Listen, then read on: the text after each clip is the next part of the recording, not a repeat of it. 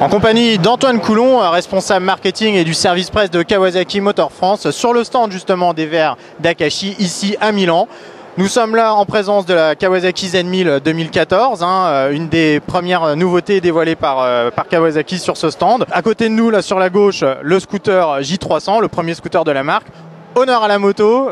Monsieur Coulon, on vous écoute en quelques mots, les évolutions techniques et stylistiques de ce nouveau roadster. Oui, eh bien bonjour à toute l'équipe Motonet. Cette machine effectivement évolue sur de très nombreux points. En fait, vous connaissiez tous la Z1000 qui a été un énorme succès commercial jusqu'à ce jour. On a voulu faire évoluer cette machine. On retrouve côté châssis et moteur des bases bien connues, bien éprouvées, et on va ensuite voir les évolutions qui sont assez profondes. Alors côté mécanique, tout d'abord, évolution donc au niveau de la boîte à air, de l'injection, de l'ECU aussi. On a gagné en puissance et les pays donc qui bénéficient des versions libres auront maintenant 142 chevaux côté mécanique, donc des performances très intéressantes. Côté châssis, on a des évolutions donc qui sont également très nettes avec la toute nouvelle fourche SFF BP de chez Showa, donc qui permet de gagner en maniabilité et d'avoir un train avant encore plus incisif. Et on a également travaillé d'une manière très conséquente sur les jantes, avec des jantes avant et arrière qui vont gagner 2 kg au total, donc une machine qui va pouvoir lutter et se confronter au meilleur de la production européenne. Donc c'est une machine dans laquelle effectivement on fonde de très gros espoirs. En ce qui concerne ensuite l'aspect stylistique, comme vous pouvez le voir, on va très loin sur le design, quelque chose de très tranché, de très extrême, de très Tsugomi comme on dit en japonais, donc un côté fauve, prêt à bondir, des tout nouveaux phares, une partie avant donc équipés de phares LED très puissants et qui vont effectivement être immanquablement une très belle signature esthétique. L'arrière également est très effilé et côté pratique, on a également travaillé des aspects intéressants, à savoir une 6e beaucoup plus longue qui va permettre effectivement d'avoir une machine plus agréable à rouler au quotidien, et puis également donc un réservoir qui va maintenant bénéficier de 17 litres contre 15 litres précédemment. Donc voilà, donc une moto qui évolue, qui se bonifie, qui sur tous les aspects en fait offre vraiment ce qui se fait de mieux aujourd'hui.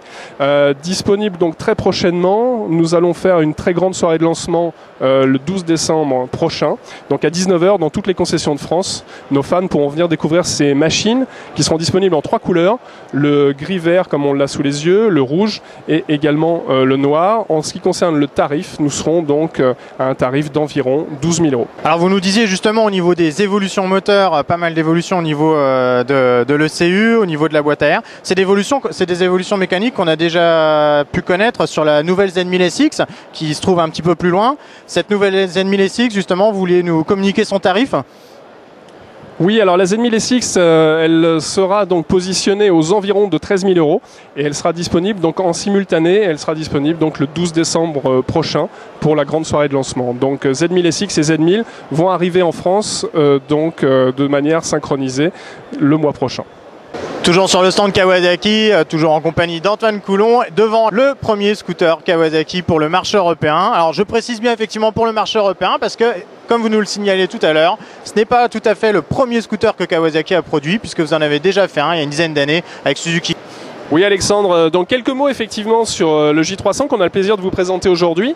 Il y a 10 ans, il y a eu un petit partenariat avec Suzuki et donc un véhicule a été vendu au Japon. Là c'est le premier pour l'Europe, donc c'est un 300 cm3 monocylindre, 4 temps, un produit qui va offrir donc toutes les bonnes capacités pour circuler en ville, pour commuter au quotidien.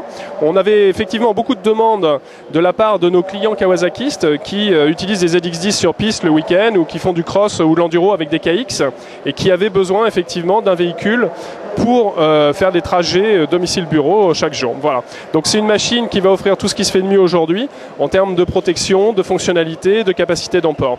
Le véhicule va arriver assez rapidement maintenant. On va livrer donc les premières machines en janvier prochain.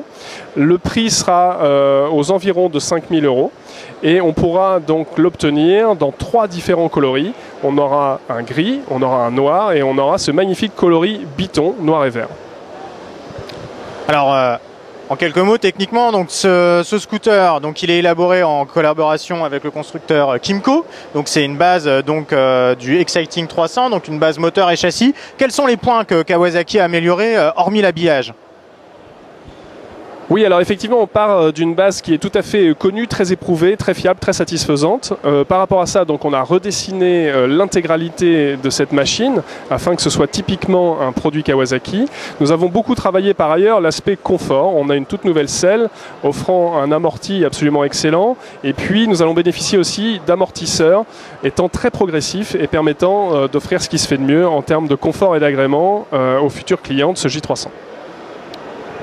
Petite question qui revient souvent dans la bouche ou sous les touches des claviers de nos lecteurs. Kawasaki véhicule une image sportive très forte. Pourquoi ne pas être venu sur le marché des maxi-scooters avec une cylindrée supérieure? On pense notamment pour concurrencer directement finalement le fameux T-Max qu'on retrouve partout. Oui Alexandre, très bonne question. Effectivement, je vous rassure, nous pensons à d'autres cylindrées, à d'autres catégories. Ce qu'il faut savoir, c'est que le J300 donc, est un premier pas de Kawasaki dans l'univers du véhicule urbain.